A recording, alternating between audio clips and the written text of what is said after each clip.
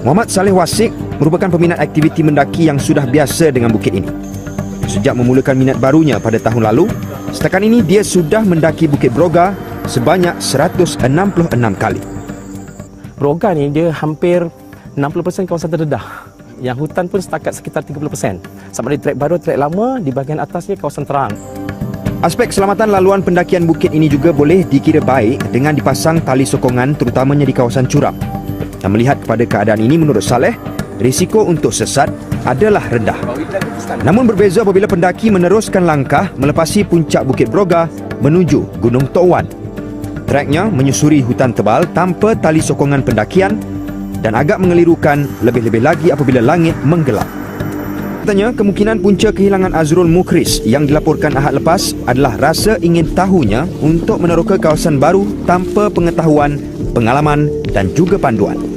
Saya pun kebetulan terlibat dalam operasi mencari selama lebih kurang 7 hari itu. Saya ada datang beberapa kali dalam keadaan curam, hutan agak tebal. Kita boleh masuk. Saya sendiri pun terpelosok juga dengan kawan-kawan saya lain kan.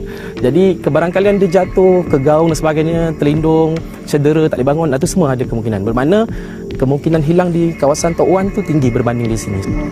Katanya tanpa panduan apabila melangkah ke kawasan baru yang berisiko tinggi, mudah untuk seseorang menjadi panik dan akhirnya tersesat.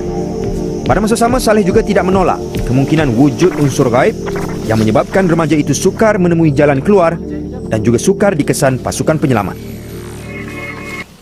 Selain persediaan biasa seperti persiapan mental dan fizikal, pakaian, peralatan dan barangan penting juga perlu lengkap sebelum memulakan aktiviti. Lepas tu, pastikan barang-barang untuk mendaki itu cukup. Walaupun kita dah banyak kali mendaki ke satu tempat ke apa, kita mesti adakan persiapan dari segi air, makanan, tu pentinglah. Sebab kita tak boleh jangka apa yang akan berlaku pada diri kita.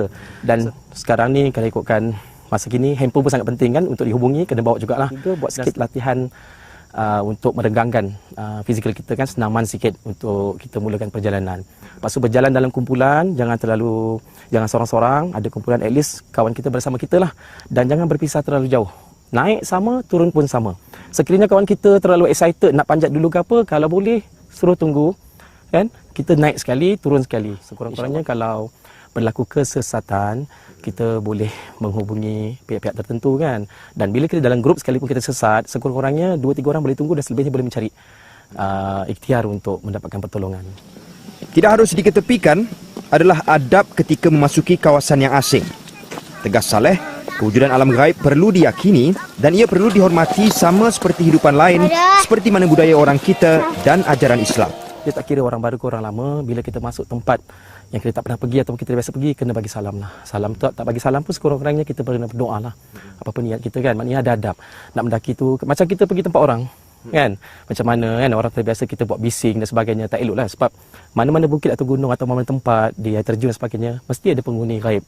Kita sebagai orang Islam pun percaya kan dengan kewujudan tu. Jadi kalau boleh tu perhalusilah kita punya tujuan nak pergi satu tempat tu, mulakan dengan adab yang baik. Macam kalau boleh dalam satu kumpulan tu kita buat sikit taklimat lah.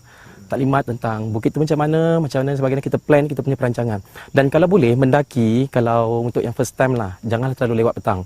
Kalau boleh turun pada bukit tu sebelum pukul 6.30 petang lah. Walaupun jadi kalau boleh turun segeralah, sebab waktu maghrib ni macam-macam boleh berlaku kan. Sebab first time.